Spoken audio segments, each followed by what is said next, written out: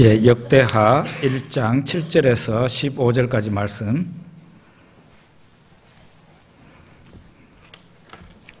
7절부터 15절까지 말씀을 천천히 같이 읽어보겠습니다. 그날 밤에 하나님이 솔로몬에게 나타나 그에게 이르시되 내가 네게 무엇을 주랴 너는 구하라 하시니 솔로몬이 하나님께 말하되 주께서 전에 큰 은혜를 내 아버지 다윗에게 베푸시고 내가 그를 대신하여 왕이 되게 하셨사오니 여호와 하나님이여 원하건대 주는 내 아버지 다윗에게 허락하신 것을 이제 굳게 하옵소서. 주께서 나를 땅의 티끌같이 많은 백성의 왕으로 삼으셨사오니 주는 이제 내게 지혜와 지식을 주사 이 백성 앞에서 출입하게 하옵소서. 이렇게 많은 주의 백성을 누가 능히 재판하리까 하니 하나님이 솔로몬에게 이르시되 이런 마음이 네게 있어서 부나 재물이나 영광이나 원수의 생명 멸하기를 구하지 아니하며 장수도 구하지 아니하고 오직 내가 네게 다스리게 한 내 백성을 재판하기 위하여 지혜와 지식을 구하였으니 그러므로 내가 네게 지혜와 지식을 주고 부와 재물과 영광도 주리니 네 전에 왕들도 이런 일이 없었거니와 네 후에도 이런 일이 없으리라 하시니라. 이에 솔로몬이 기브온 산당 회막 앞에서부터 예루살렘으로 돌아와서 이스라엘을 다스렸더라. 솔로몬이 병거와 마병을 모음에 병거가 1,400대요 마병이 12,000명이라. 병거성에도 두고 예루살렘 왕에게도 두었으며 왕이 예루살렘에서 은금을 돌같이 흔하게 하고 백향목을 평지에 뽕나무같이 많게 하였더라. 아멘. 예, 매주일 주일 낮 예배 때 성경을 책별로 설교를 하고 있는데 여러분들은 설교를 통해서 은혜를 받고 있는지 잘 모르겠습니다. 그 방송을 보면은 장단을 맞추는 사람들 있잖아요. 와 이러면서 그 아멘 소리도 좀 내고 이렇게 했으면 좋겠어요. 네. 저는 제가 이 지방에서 설교를 제일 잘하는지는 잘 모르겠지만 그렇게 되고 싶습니다. 서울까지는 너무 먼 동네이고 이 지방에서라도 설교를 제일 잘하는 목사가 됐으면 좋겠다. 그런 소망을 갖고 설교를 하는데 한 가지 분명한 것은 아마도입니다. 아마도 제만큼 설교 준비를 많이 하는 목사는 잘 없을 거다. 그런 생각을 하고 있습니다. 여러분이나 저나 오늘도 지난주 역대상에 이어서 역대하를 보게 되는데 은혜의 시간 되기를 바랍니다. 예, 사울 왕도 그렇고 다윗 왕도 그렇고 또 솔로몬 왕도 그렇고 40년을 다스렸습니다. 그런데 똑같이 40년을 다스렸지만은 사울 왕은 후세에 말할 것이 별로 없어서 단 한 장으로 끝이 납니다. 그런데 다윗은 후세에 교훈이 되고 감동을 주는 부분이 너무 많고 후세 사람들이 본받을 만한 점이 너무 많이 있기 때문에 성경의 약 20장 정도, 역대상하의 20장 정도를 다윗한테 할애하고 있어요. 굉장하죠. 사울은 한 장밖에 안 되는데 단 한 장만 할애를 했는데 다윗은 거의 한 20장 정도를 할애하고 있단 말이에요. 사울 왕은 별로 말할 게 없는 사람이고 다윗 왕은 정말 말할 게 많은 사람이라는 것이죠. 자, 그러면은 이 두 사람이 어떻게 해서 이런 격차가 생겼는가? 성경에서 말을 해요. 지난주에 우리가 봤지만은요. 사울 왕은 하나님께 묻지를 않았다 그랬어요. 하나님의 언약궤가 저 국경 근처에 그냥 버려져 있다시피 했어요. 찾지를 않았어요. 그런데 다윗은 왕이 되자마자 제일 먼저 착수한 일이 국정의 중심에 하나님을 놓자 그런 생각을 했고 이 언약궤를 운반하는 일부터 먼저 착수하게 됩니다. 그는 하나님께 물어가면서 하루하루 살았고 하나님께 물어가면서 이스라엘 나라를 다스렸어요. 그래서 그는 후세에 큰 귀감이 된 것입니다. 하나님께서 이런 다윗한테 큰 복을 내리셨습니다. 그래서 다윗의 군대는요, 성경에 보니까 어디를 가든지 이겼다 그랬어요. 다윗의 이름으로 가는 군대가 항상 승리했다는 거죠. 다윗이 그 전쟁에 이끌고 나가지 않아도 궁궐에 있어도 다윗의 이름으로 나간 다윗의 군대는 항상 이겼다는 것입니다. 그래서 주변 나라들, 심지어는 강대국들까지도 다윗을 두려워했다 그랬습니다. 다윗의 나라, 이스라엘 나라의 영광이 아주 대단했습니다. 이런 영광이 그 아들 솔로몬에게까지 내려갑니다. 다윗이 솔로몬에게 왕위를 물려주고 솔로몬이 자기 아버지 다윗을 이어서 왕이 되었는데요. 그 왕국의 영광이 계속 되었습니다. 우리가 역대하 9장 22절부터 24절 한번 읽어보겠는데요. 읽어보면은 그걸 알 수가 있어요. 우리 같이 한번 읽어봅시다.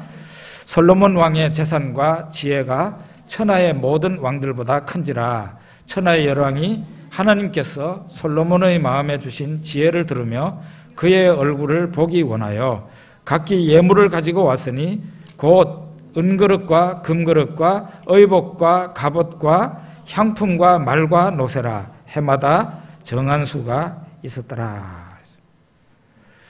여러분, 이 역대상하는 최초의 독자가 누구였다 그랬죠? 역대상하는 누구를 위해서 쓰여진 것이었습니까?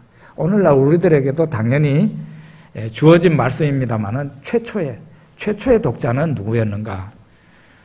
바벨론에 포로로 끌려갔다가 70년 만에 고향이라고 찾아온 그 유대인들에게 쓰여진 성경 말씀이에요. 그러면 그들의 형편이 어땠나는 것이죠. 그들의 형편은 초라하기 이를 데 없었습니다. 고향이라고 와서 보니까 예루살렘 성 다 불타버리고 성벽은 다 무너지고 그야말로 황폐한 곳이 되었어요. 성전은 그 당시에 아마 재건 중이었던가 아니면은 겨우 완공을 해가지고 아마 있었지 싶은데요. 에스라 시대니까요. 그러니까 담벼락 예루살렘의 그 담도 다 허물어져 있고 많은 집들이 불탄 상태로 그대로 있었고 황무지나 다름없었어요. 그런 사람들에게 무엇이 필요했습니까? 용기와 격려가 필요한 것이죠. 용기와 격려가 필요해요. 주저앉아서 울고 있는 사람한테는 너 왜 그렇게 주저앉아서 울고만 있냐? 너 죄를 많이 지어서 그런 거야. 이런 식의 얘기를 하면 안 돼요. 설사 그 사람이 죄가 있다고 하더라도 죄 얘기를 많이 하면 안 돼요. 지난 과거 얘기를 많이 하지 말고 어쩌든지 그 사람이 용기를 얻고 격려를 받아서 일어설 수 있도록 그렇게 도와줘야 됩니다. 그래서 역대상하를 보면은 사무엘 상하나 열왕기 상하를 이렇게 배경으로 해서 쓰여졌지만은 거기에서 얘기하는 것보다는 훨씬 죄에 대해서 덜 얘기합니다. 특히 다윗 왕과 솔로몬에 대해서는 죄를 거의 언급하지 않습니다. 왜 이렇게 합니까?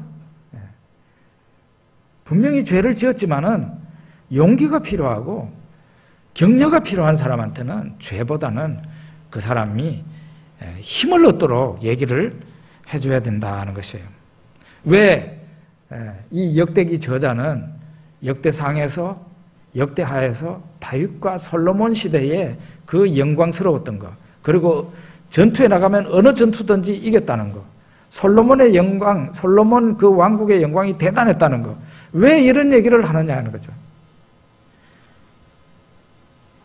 지금 주저앉아서 울고 있는 사람들한테 그 과거의 영광을 얘기하는 것은 우리도 노력하면 힘을 얻으면 언제든지 과거의 그 영광스러운 그 왕국을 회복할 수 있고 회복을 해야 된다 하는 그런 마음을 갖게 하는 것입니다.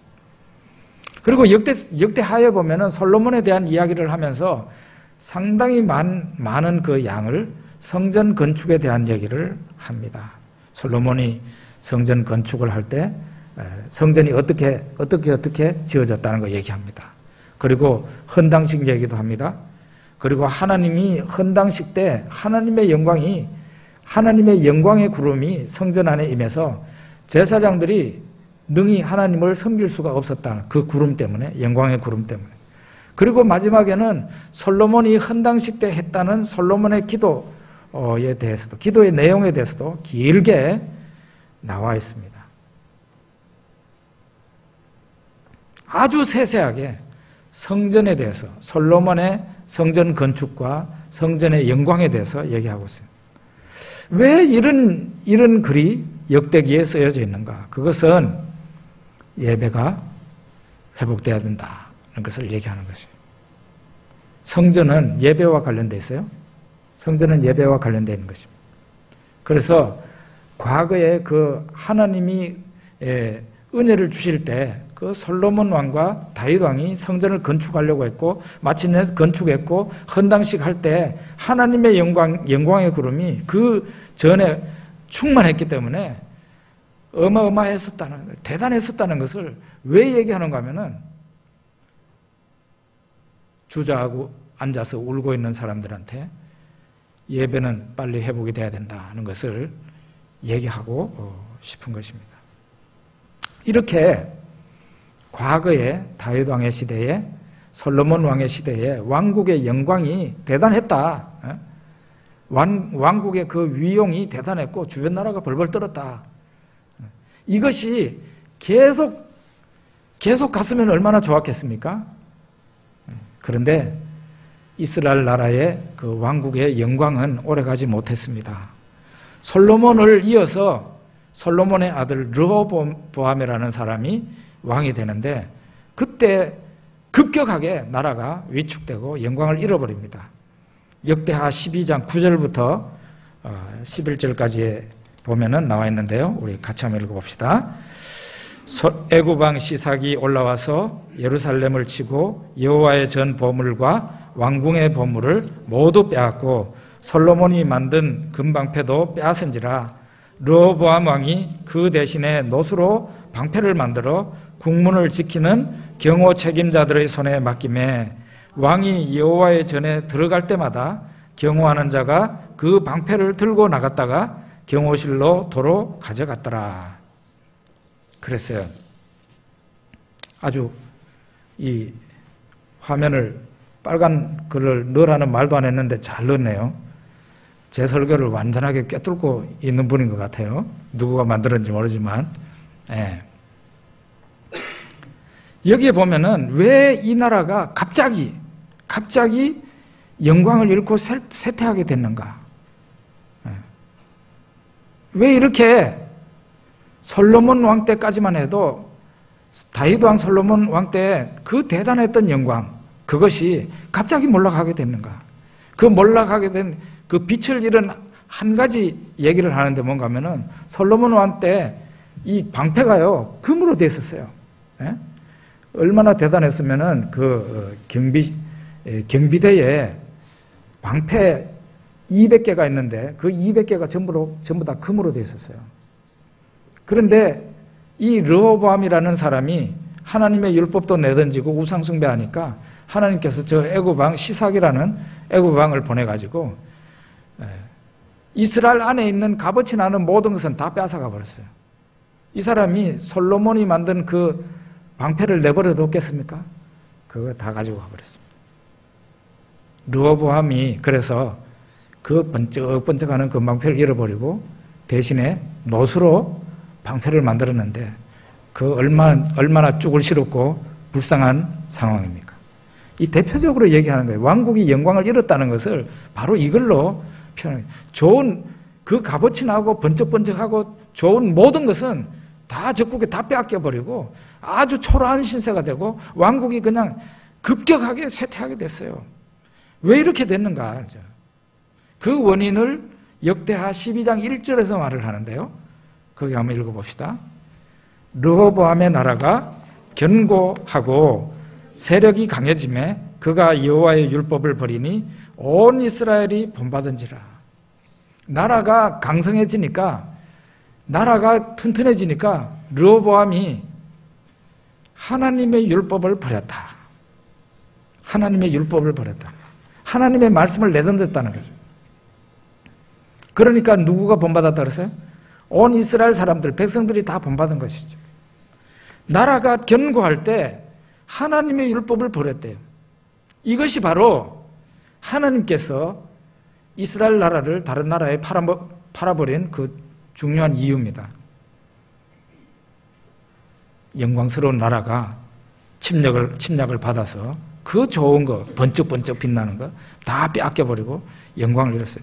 가정이나 나라나 망하는 것은 순식간입니다. 영광스럽게 되기까지가 시간이 오래 걸립니다. 공든 탑을 쌓아 올리는 데 아주 시간이 많이 걸리지만은 그거 허물어지는 것은 순식간에 허물어져 버립니다. 하나님이 그냥 살짝만 건드려도 그 모든 영광은 다 소멸돼 버리고 마는 것이죠. 하나님의 저울은 굉장히 민감합니다, 여러분. 건강을 체크한다고 저도 자주 저울 위에 올라가 봅니다. 저도 저울 위에 자주 올라가요. 몸이 조금 가볍다 싶으면은 확실히 올라가면은 1kg 정도의 차이가 난다든지 그럴 때가 있어요. 기분 좋죠, 그때는. 근데 뭔가 몸이 좀 무겁다 싶으면 한 1kg 정도가 더 늘어 있어요. 하나님의 저울은 굉장히 민감하게 반응한다는 거예요. 어떤 분은요, 제가 들었는 건데, 과거 한때의 신앙생활 잘하고 말씀의 은혜를 받고 재미있었던 신앙생활을 10년 넘도록 울고먹는 걸 봤어요. 하나님은 그렇지 않다는 거예요. 과거의 신앙은 과거이고 지금 현재는 지금 현재인 것입니다.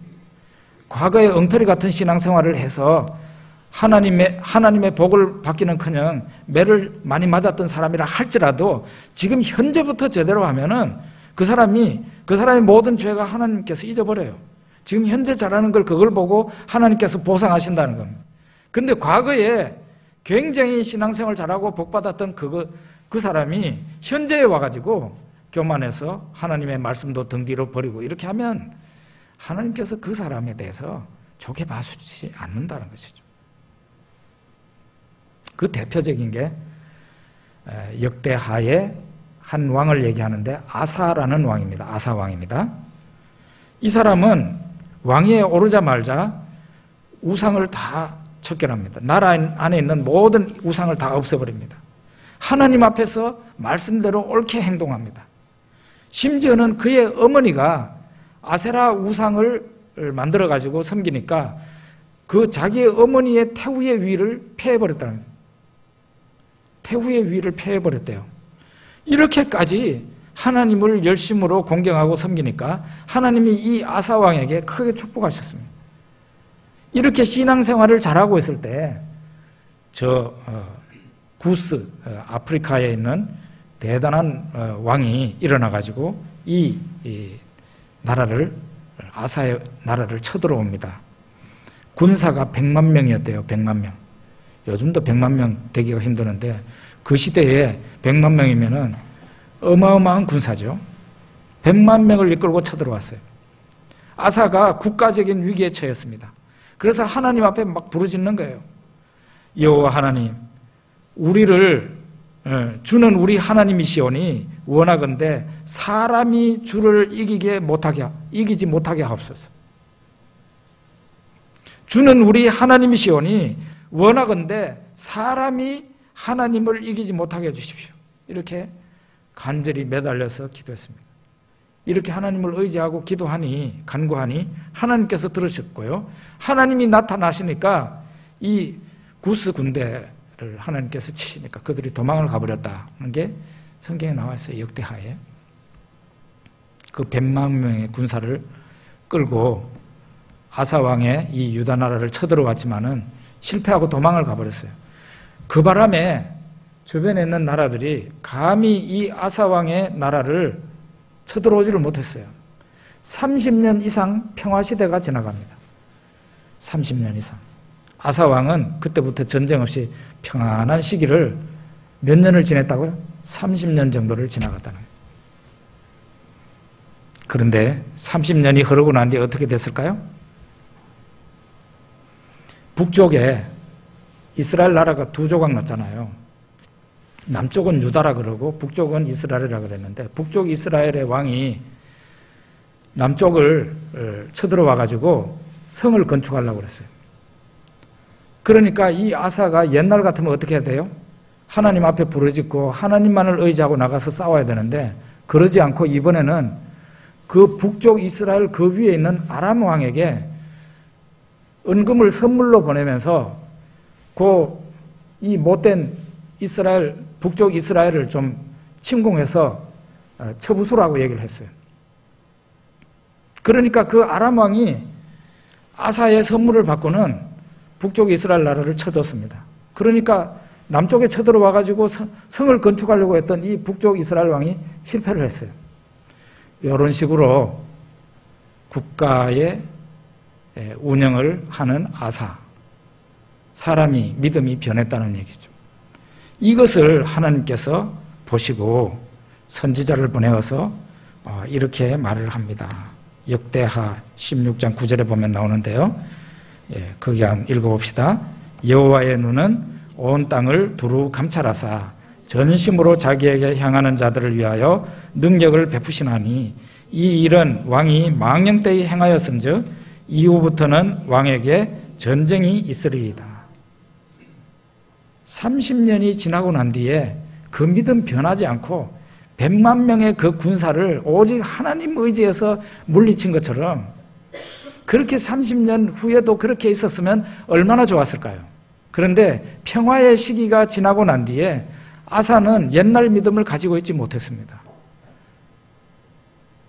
북쪽 이스라엘 나라는 조그만 나라, 실제로는 조그만 나라고 그 나라가 괴롭게 하니까 자기 능력으로는 안 되니까요.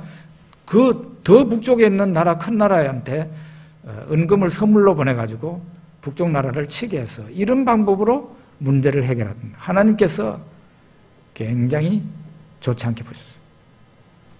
그때부터 아사의 나라는 전쟁이 있기 시작했고요. 또 성경을 더 읽어가다가 보면 아사가 늙어서 발에 병이 걸렸는데 그 병은 불치의 병이었어요.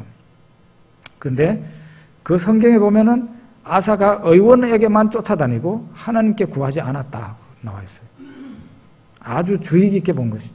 하나님 앞에 나와서 기도하는 그 젊을 때의 모습은 어디로 가고 나이 늙어서 그는 하나님을 제대로 의지하지 못한 그런 사람. 하나님의 저울은 항상 그 자리에 있는 게 아니에요. 굉장히 민감하게 반응하는 거죠. 옛날에 믿음 생활 잘했던 거 우리가 그걸 가지고 계속 현재에 뭐 잘 되겠거니 생각하면 안 됩니다. 하나님 내 지나간 과거를 보십시오. 그렇게 얘기할 필요 없어요. 지금 현재 네가 어떤 사람이냐는 것이에요. 젊을 때 좋았던 믿음을 나이 들어서 다 잃어버렸어요. 그 아사는 결국은 하나님 앞에 감점을 당할 수밖에 없는 불쌍한 사람이 되고 말았다. 왜 성경에서 이런 것을 기록하고 있을까요? 옛날에 좋았던 믿음과 축복, 받았던 그 축복은 오늘날 나에게 와서 아무 소용이 없다는 것이에요. 지금 현재 너는 어떤 사람이냐는 것입니다. 너는 현재 과거의 그 믿음을 가지고 있느냐? 그럼 좋다는 거예요. 성경은 또 한편으로 어떻게 얘기하는 거예요? 과거에 엉망진창으로 살았다 할지라도 현재 제대로 된 믿음을 가지고 하나님 앞에 자세를 고쳐잡고 여호와의 율법을 항상 묵상하고 예배를 회복하면 하나님께서 과거에 두들겨 패고 고난을 주고 했던 그런 사람을 지금 현재는 하나님께서 복을 주실 수 있다는 것을 말을 하고 있는 것입니다. 이렇게 해서 이스라엘, 유다라는 나라는 다윗 왕의 후손들이 계속 왕이 됩니다. 북쪽 이스라엘 나라는 계속 혈통이 바뀌어요. 북쪽 이스라엘 나라는 3, 4대 만에 한 번씩 피투성이가 됩니다. 그리고 혈통이 다른 사람들이 왕이 되어서 계속 정권이 바뀌어요. 그런데 남쪽 유다는 정권이 바뀌지 않습니다. 다윗 왕의 후손이 쭉 내려가면서 왕이 돼요. 그런데 결국은 어떤 길로 가는가 하면 왕국이 점점 쇠퇴하는 길로 갑니다.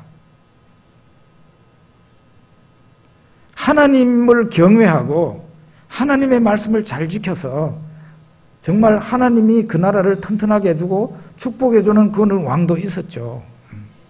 대표적인 사람이 여호사밧이라는 왕이고 히스기야 왕입니다. 그런데 대부분의 왕들은 하나님 앞에 죄를 짓고 진노를 부르는, 하나님의 진노를 사는 그런 방향으로 갑니다. 이렇게 하다가 보니까 나라가 점점 쇠퇴해서 나중에는 멸망을 당하고 말아요. 왜 사람들이 우상을 만들어 놓고 섬깁니까? 왜 사람들이 하나님께 죄를 짓습니까? 왜 난국을 만났는데도 하나님 앞에 나가서 엎드려서 전폭적으로 하나님의 은혜와 능력을 구하지 않고 왜 다른 나라의 세력을 빌립니까? 왜 기도하지 않습니까? 그 이유는요, 딱 한 가지밖에 없어요. 그들이 하나님을 모르기 때문에. 하나님을 안다면은 그렇게 하지 않죠. 하나님을 모르기 때문에. 그럼 우리가 또 하나 질문해 보면은 왜 하나님을 그들이 몰랐을까요? 왜 몰랐을까요? 첫째로는 그들에게 하나님의 말씀에 대해서 가르쳐 주는 자가 없어서 하나님을 몰랐을 수 있고, 또 하나는 가르쳐 주는 자가 있는데도 귀를 틀어막고 그 말씀을 안 들어서 그럴 수 있어요. 두 가지. 이스라엘과 유다의 경우에는 이 두 가지가 다 있었어요. 이 두 가지가 다 있었어요. 확실한 것은 그들 속에, 그 유다 왕과 백성들 속에 하나님의 말씀이 어쨌든 없었어요. 그러니까 죄를 짓게 되는 것입니다. 죄를 지으니 그 나라를 축복할 수 없죠. 하나님 앞에서 점점 그 나라가 망해져 가는 거예요. 역대하 34장에 보면은 이 유다라는 나라가 점점 망해가요. 그런데 사실은 북쪽 이스라엘은 벌써 망했고요. 유다라는 나라가 이제 한 개 남아가지고 밑에서 점점 망해갑니다. 그런데 끝자락에 이 왕국이 멸망해가는 끝자락에 대단한 신실한 착한 왕이 나타납니다. 그 사람이 요시야라는 왕이에요. 요시야 왕. 이 사람은 나이 8살에 왕이 되었습니다. 그런데 성경에 보면은 여호와 보시기에 정직하게 행하고 조상 다윗의 길을 따라갔다 그랬어요. 그러니까 하나님을 경외하고 하나님을 국정의 중심에 놓는 그런 길을 선택했다는 것이죠. 나이 8살에 왕이 됐는데도요. 이 사람이 요시야 왕이 되자마자 착수한 게 두 가지였는데, 첫째로는 온 나라에게 선대에 바로 위에 아버지 때에 그 나라에 막 온갖 우상이 다 서 있는 거예요. 그러니까 이 8살 난 왕이 되어서 제일 먼저 착수한 게 나라 안에 있는 모든 우상을 다 치워버리는 거예요. 다 없애버리는 거예요. 그게 첫째로 사업이었고, 또 하나는 하나님의 성전을 청결하게 하고 수리하는 일이었어요. 심지어는 이방 신상을 하나님의 성전에까지 갖다 놨었어요. 그런 거 다 청소하고, 또 성전을 돌아보는 이가 없으니 성전이 얼마나 퇴락됐겠어요. 예? 얼마나 구멍이 많이 나 있고 나무가 낡아지고 그렇게 됐겠습니까? 성전을 청결하게 하고 성전 수리하는 일을 이 요시야 왕이 합니다. 그런데 좋은 일을 하면, 하나님 앞에 좋은 일을 하면 하나님 앞에 하나님께서 형통케 하시고 축복을 해주시는데, 좋은 일을 하다가 어떤 일이 생겼느냐 하면은 성전을 수리하고 이러다가 누구가 헌금함을 이렇게 들여다보다가 거기에서 모세 율법책을 발견하게 됩니다. 모세 율법책을 성전 수리하면서 발견하게 되는 거죠. 이 율법책을 두루마리로 있었겠죠. 우리 같이 이렇게 책으로 된 게 아니라 두루마리로 되어 있었겠죠. 이거를 딱 발견자가 이렇게 보다, 아유, 이거 어마어마한 것이네 하고는 왕 앞에 가지고 갔습니다. 왕 앞에 가지고 가가지고 그거를 쭉 읽었어요. 읽으니까 이 아사왕이 역대하 34장 19절에 보면은 나와 있어요. 아사왕의 반응이, 이 요시야 왕의 반응이 나와 있어요. 우리 한번 읽어봅시다. 왕이 율법의 말씀을 듣자 곧 자기 옷을 찢더라.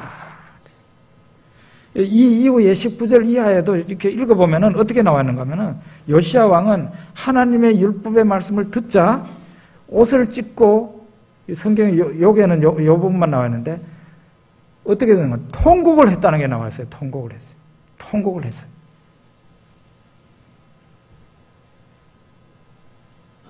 그리고 이 왕이 선지자한테 가서 묻습니다. 우리가 율법책을 발견했습니다. 그러니까 선지자가 대답을 해줍니다. 34장 24절에 보면은 선지자가 하는 말인데요. 하나님 말씀을 전하는 겁니다. 25절까지 같이 읽어봅시다. 여호와께서 이같이 말씀하시기를 내가 이곳과 그 주민에게 재앙을 내리되 곧 유다 왕 앞에서 읽은 책에 기록된 모든 저주대로 하리니 이는 이 백성들이 나를 버리고 다른 신들에게 분향하며 그의 손의 모든 행위로 나의 노여움을 샀음이라. 그러므로 나의 노여움을 이곳의 소돔에 꺼지지 아니하리라 하라 하셨느니라. 여기에서 더해가지고 내 말씀을 듣고 옷을 찢고 통곡한 요시야 왕에게는 평안히 죽도록 하고 그 사람이 열조의 묘실에 평안히 장사되도록 해주겠다. 그런데 그 이후에 하나님의 진노가 쏟아진다는 것을 얘기를 합니다. 우리가 이걸 보면 어떤 걸 느껴요?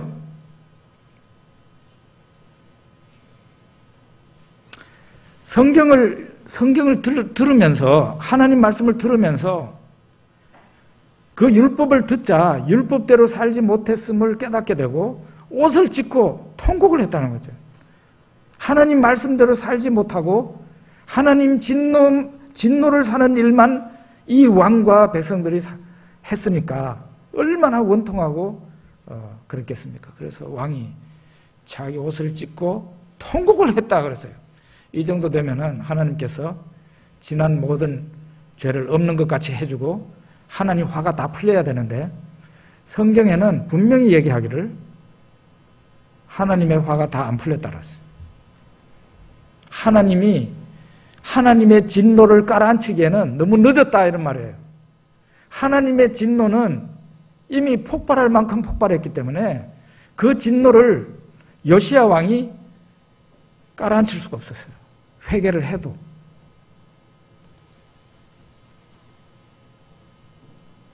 어떤 회개는 너무 늦는 경우도 있습니다.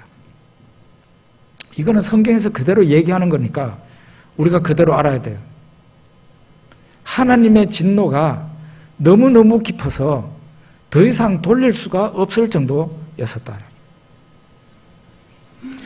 역대기 저자는 유다와 이스라엘이 멸망한 두 가지 원인을 얘기하는데요. 첫째로는 그들에게 참된 예배가 사라졌어요. 참된 예배가 사라진 것은 두 가지를 얘기하는데 첫째로는 우상숭배를 했으니까 예배가 안 되는 거죠. 우상숭배를 하니까. 두 번째로는 하나님을 찾지를 않았어요. 하나님 성전을 찾아오질 않았단 말이에요. 하나님 성전을 찾아오지도 안 하고 우상숭배를 하고 이렇게 해서 하나님께 대한 제대로 된 예배가 사라졌어요. 없어졌어요. 그래서 그 나라가 망한 거. 또 하나는 하나님의 율법을 잃어버렸어요. 하나님의 율법책을 언제 찾아냈습니까? 때늦게 요시야 왕의 때에 성전을 수리하다가 거기에서 율법책을 발견하게 됐어요. 그 율법책을 읽어보니 한 구절 한 구절이 전부 다 자기네들이 죄 지은 것이 드러나게 된 거죠. 이 왕이, 요시야 왕이 자기 옷을 잡아찢고 통곡을 했지만 이미 하나님의 진노는 너무 깊었다. 그래서 돌릴 수가 없었다. 그래가지고 이 요시야 왕은 어쨌든 그렇게 해서 죽고요. 그 다음부터 나라가 망하게 돼요. 율법을 잃어버렸으니, 하나님의 말씀을 잃어버렸으니 결국은 그 나라가 망한 겁니다. 그러면은 나라의 회복은 어떤 식으로 해서 일어날 수 있습니까? 정반대로 하면 되는 거예요. 첫째로는 하나님의 율법을 되찾고 하나님의 율법을 열심히 깨달아야 되는 것이죠. 또 하나는 하나님께 대한 예배가 회복이 돼야 되는 거예요. 말씀과 예배가 살아나면 그 나라든 그 사람이든 그 가정이든 다시 회복이 될 수 있다. 망한 이유가 말씀과 예배가 없었기 때문에 망했으니까 그 두 가지가 회복이 되면은 나라가 다시 살아날 수 있다는 것을 이 역대 상하에서 우리들에게 보여주는 것입니다. 저는 목사로서요, 정말 안타까운 게 하나 있는데 주일날 예배 출석 안 하는 사람들이에요. 우리 교회 성도들이죠. 저는 그분들의 장래가요 너무 걱정스럽습니다. 하나님의 축복을 받을 수가 없습니다. 본인들은 그걸 하나님을 모르기 때문에 그걸 못 느끼는 것이죠. 정말 안타깝습니다. 그리고 속으로 매주마다 하나님 앞에 나와서 기도하고 예배드리고 하나님을 중심에 놓고 신앙생활하는 성도들에게 지금 현재 생활은 어렵지만은 저는 그분들에게 저분은 분명히 앞으로 하나님께서 장래를 보장해 주신다. 하나님께서 축복해 주신다. 함께 해 주실 분이다. 그 확신을 갖고 있어요. 저 역시도 제가 그렇게 산다면은 하나님께서 저를 축복하실 것이라는 그런 생각을 합니다. 하나님의 말씀과 예배가 여러분들에게는 어떻게 되어 있습니까? 한번 살펴보죠. 우리 기도하겠습니다.